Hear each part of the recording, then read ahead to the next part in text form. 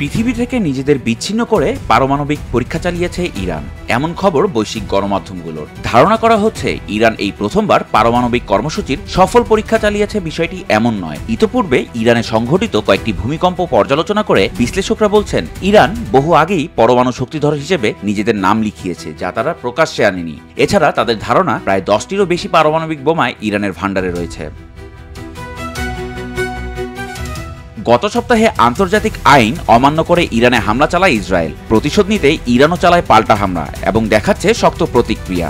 Iran বলছে তারা তাদের অত্যাধুনিক ক্ষেপণাস্ত্রের কোনোটি এখনো ব্যবহার করেনি। এই অবস্থায় ইসরায়েলের যখন টালমাটাল অবস্থা, নিজেরা যখন পরাজিত হওয়ার দ্বারপ্রান্তে, ঠিক তখন মিত্র আমেরিকাকে ফাঁদে ফেলে ইরান হামলা করালো। সেই ফাঁদে পড়ে ট্রাম্প আমেরিকান অত্যাধুনিক প্রযুক্তির B2 বাংকার বাস্টার ব্যবহার করেছে ইরানের পারমাণবিক কেন্দ্রে হামলা করতে। এই হামলাও পরিচালিত হয়েছে আন্তর্জাতিক আইন অমান্য করে, এমনটাই জানাচ্ছে আন্তর্জাতিক বিভিন্ন গণমাধ্যম। অন্যদিকে ইরানের সাথে রয়েছে মিত্র শক্তি চীন, রাশিয়া, উত্তর কোরিয়া ও তুরস্ক। ইতোমধ্যেই ইরানে পৌঁছে গেছে চীনা কয়েকটি সামরিক বিমান, যে বিমানগুলো ইরান সীমান্তে পৌঁছে রাডার থেকে নিজেদের বিচ্ছিন্ন করে ফেলে। কাছাকাছি অবস্থানে রয়েছে ইরানের জন্য টহলরত চীনা যুদ্ধজাহাজ। দীর্ঘদিনের পরীক্ষিত ইরানের বন্ধু রাশিয়াও কথা বলছে তেহরানের পক্ষে। এছাড়া মার্কিন বিরোধী উত্তর কোরিয়া রয়েছে ইরানি বলয়ে। OIC সম্মেলনেও ইরানের পক্ষে হুঙ্কার দিয়েছে তুরস্কের প্রেসিডেন্ট রিসেপ তাইয়েপ এরদোয়ান।